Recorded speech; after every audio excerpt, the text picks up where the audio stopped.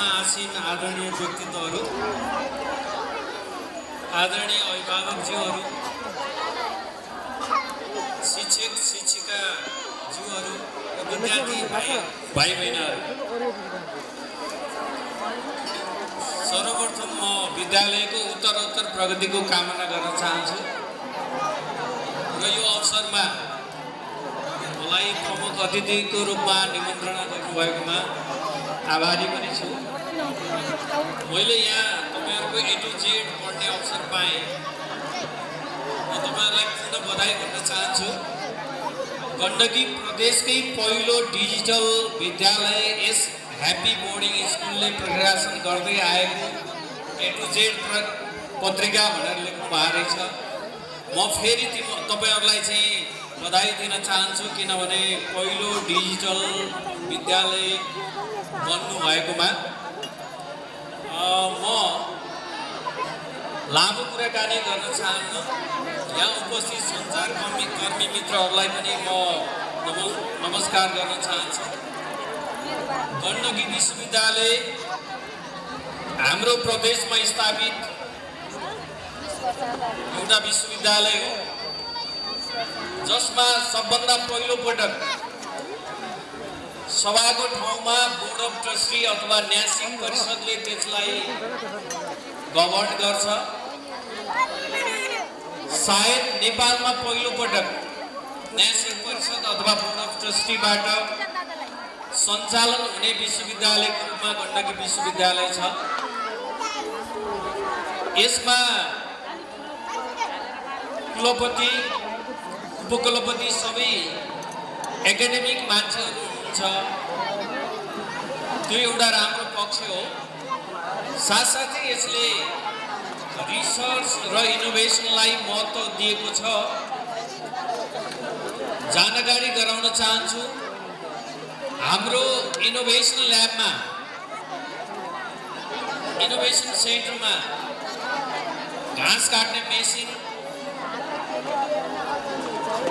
त्यसै गरी अरू धेरै मेसिनहरू चाहिँ हामीले प्रडक्ट गरेका छौँ। त्यसलाई कमर्सियलाइज गर्ने अथवा त्यसलाई व्यापारीकरण गर्ने र मार्केटमा ल्याउने काममा अब विश्वविद्यालय लाग्नेछ।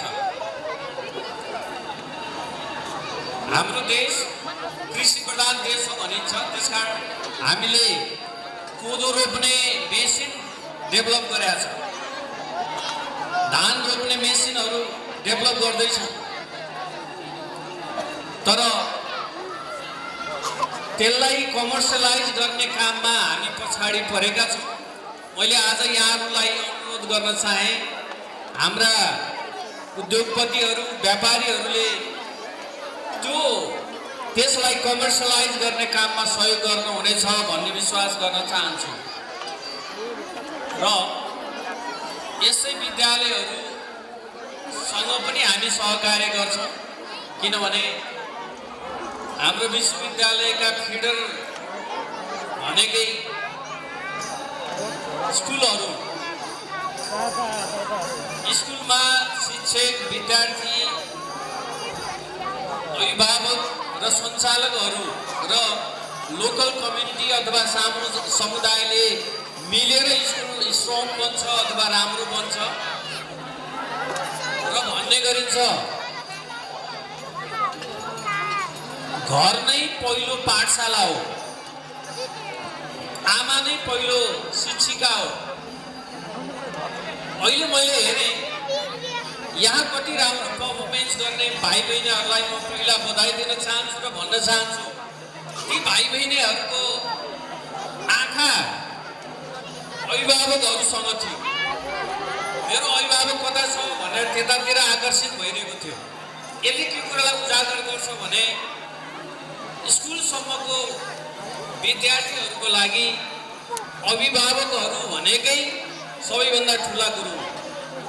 तपाईहरुको रेखदेख आवश्यकता पर्छ भन्ने कुरा विद्यार्थी नानीहरू बाबुहरूको तपाईहरुप्रतिको जुन आँखा जुदाई थियो त्यसले प्रश्न पार्छ। तपाईहरुसँग कति भरोसा गर्नुहुन्छ हाम्रा साना भाइ बहिनीहरू भन्ने कुरा यसले प्रश्नसँग झल्काउँछ। त्यसकारणले गर्दा तपाईका बाबु नानीहरूको विकासमा विद्यालय साथसाथै तपाईहरूको भूमिका अहम रहन्छ भन्ने कुरालाई यहाँहरूले बुझिरहनु भएको छ र अझ बुझ्नुहुनेछ भन्ने कुरा म व्यक्त गर्न चाहन्छु।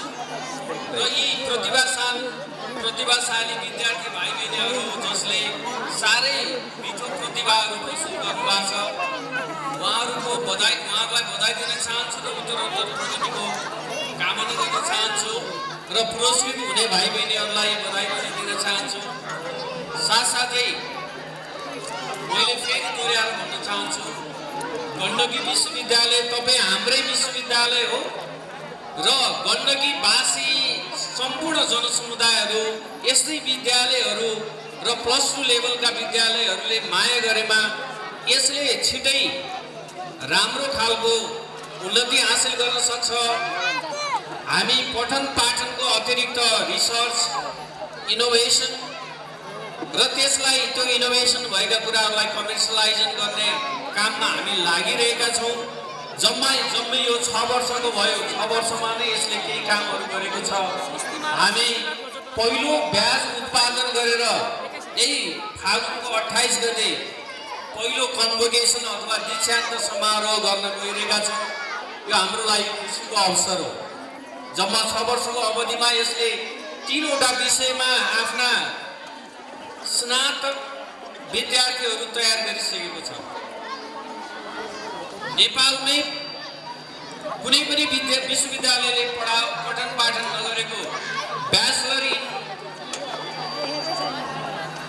स्पोर्ट्स म्यानेजमेन्ट, जसलाई हामी BSM भन्छौँ, त्यो BSM को पढाइ गण्डकी विश्वविद्यालयमा हुन्छ। त्यसको पहिलो ब्याचलाई हामी दीक्षान्त गर्दैछौँ। अर्को महत्त्वपूर्ण कुरा, अहिले तपाईँहरूले यहाँ धेरै कुराहरू गर्नुभएको छ, डिजिटाइजेसन के कुराहरूमा इन्टेलिजेन्स, आर्टिफिसियल इन्टेलिजेन्स अहिले सबैतिर छाएको छ। तपाईँको मोबाइल प्रयोग गर्दा तपाईँले के हेर्नुहुन्छ त्यसका आधारमा विभिन्न मेटेरियल्सहरू तपाईँहरूलाई प्रोभाइड गराउँछ। त्यो AI हो, AI को एउटा प्रयोग हो। त्यो AI को क्लास मास्टर्स लेभलमा अथवा हामी स्नातकोत्तर भन्छौँ, स्नातकोत्तर लेभलमा त्यो AI को पठन पाठन अहिले गण्डकी विश्वविद्यालयले सुरुवात गरेका छ। अहिले ती विद्यार्थीहरू दोस्रो वर्षमा प्रवेश गर्दैछन्। त्यो मास्टर्स लेभलको AI, MIT इन AI अथवा आइटीमा आर्टिफिसियल इन्टेलिजेन्स विषयलाई पढाउने नेपालकै पहिलो विश्वविद्यालय गण्डकी विश्वविद्यालय बनेको छ। अहिले यो जानकारी दिलाउन पाउँदाखेरि मलाई खुसी पनि लागेको छ र गौरवान्वित पनि भएको छ। यसै नयाँ कार्यक्रमहरू पनि हामी सञ्चालन गर्दैछौँ। पुनः विद्यार्थी भाइ बहिनीहरूलाई बधाई दिन चाहन्छु, विद्यालय परिवारलाई बधाई दिन चाहन्छु र विद्यालयको उत्तरोत्तर प्रगतिको कामना गर्दै मेरो छोटो भनाइ यही अन्त्य गर्दछु। धन्यवाद, नमस्कार।